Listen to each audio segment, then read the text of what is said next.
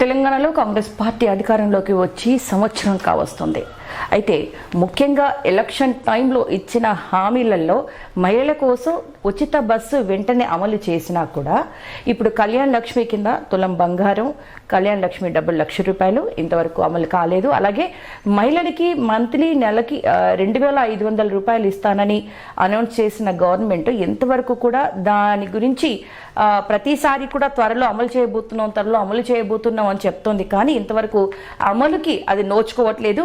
నిన్న జరిగినటువంటి తెలంగాణ ఆవిర్భావ దినోత్సవ వేడుక తర్వాత ఇప్పుడు ఫస్ట్ దృష్టి అంతా కూడా నెలకి 2,500 మహిళలకి అందజేసే క్రమంలో ఉన్నాము అని తెలియజేసింది. అతి త్వరలో మేబీ మరొక 2 నెలల్లో, అంటే స్థానిక ఎలక్షన్స్ ముందే, స్థానిక ఎన్నికలకి ముందే ఈ మహిళలకి నెలకి 2,500 ఇచ్చే పథకం అనేది అమల్లోకి రానుంది.